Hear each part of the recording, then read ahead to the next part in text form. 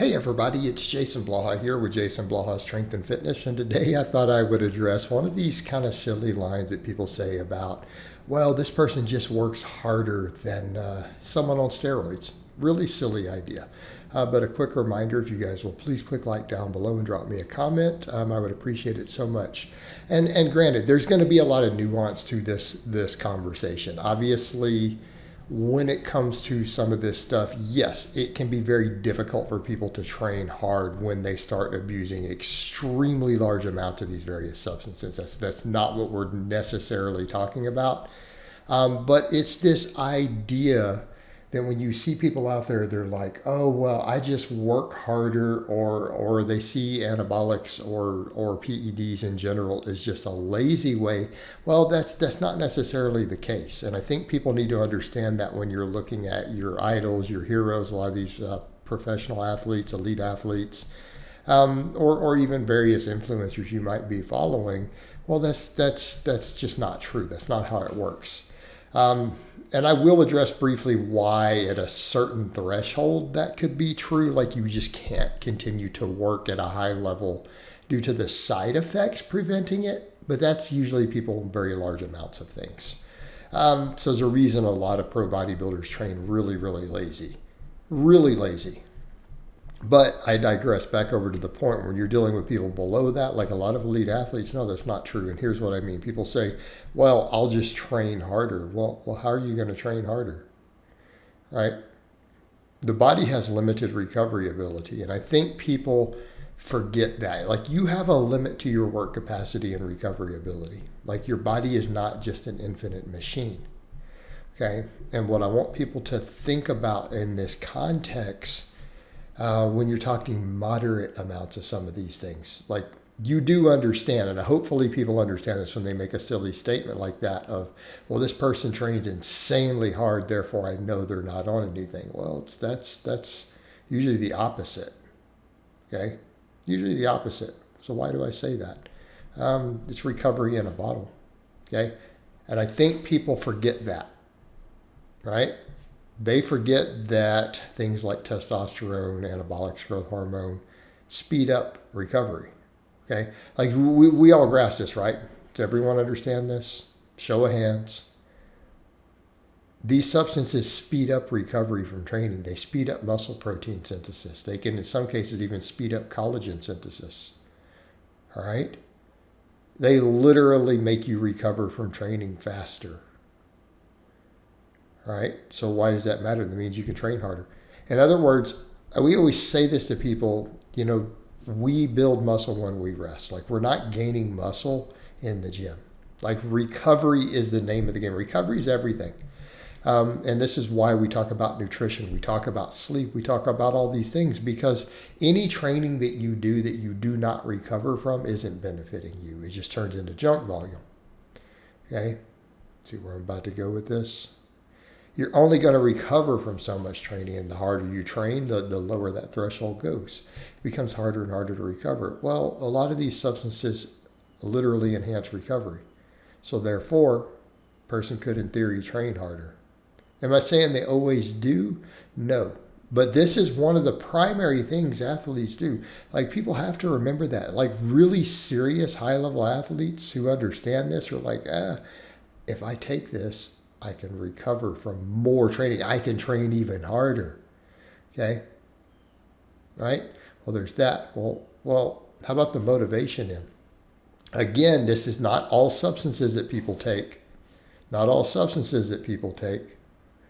But you do understand androgens, right? Testosterone, anything with an androgenic effect on the brain, various anabolics have more or less androgenic effect than testosterone.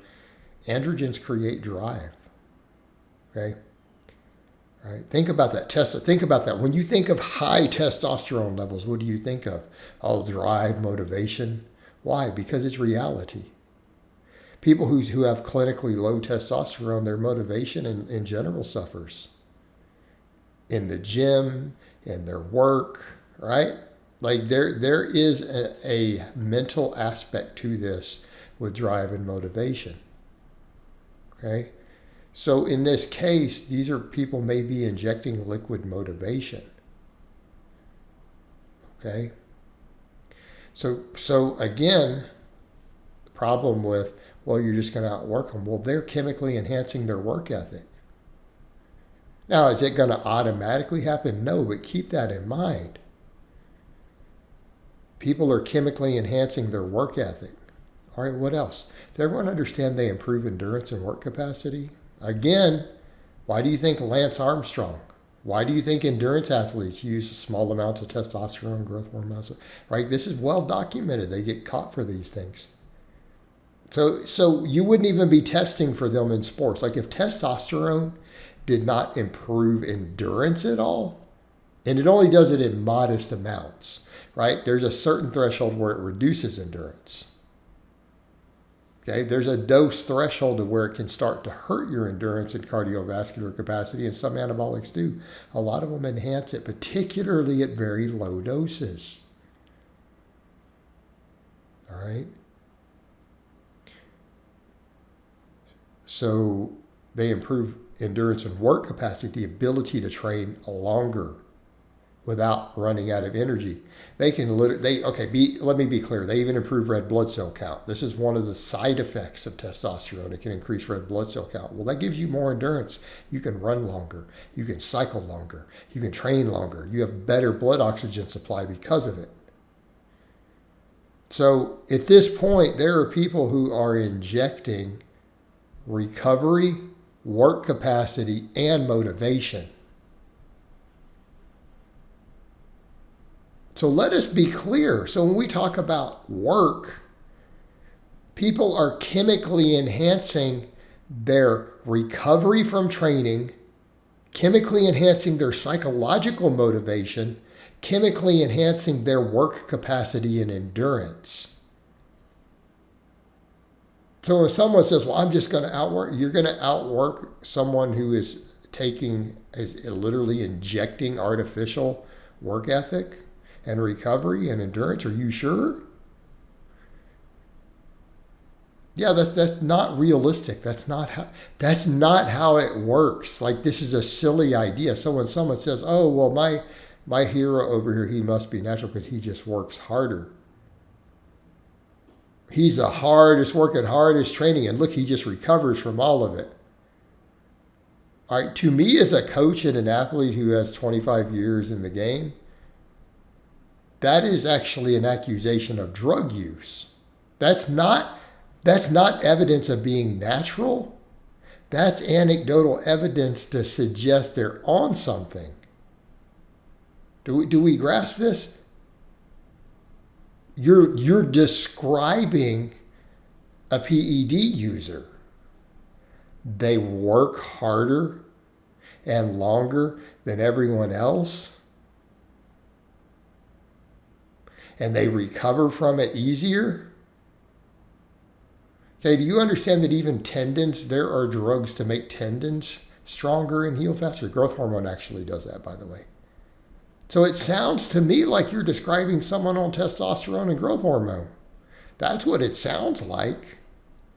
So again, this is a silly idea. Now, that being said, obviously when doses like bodybuilder level doses, yes, it can become problematic. Their work capacity gets shot.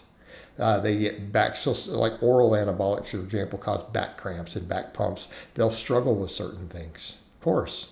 When muscle gets too high and drugs get too high, yes, there can be an inflammatory response. It can cause cardiac inflammation, swelling, water retention in the chest cavity. Okay, that's going to reduce endurance. That's going to reduce the work capacity. Yeah, they're going to be lazier in the gym.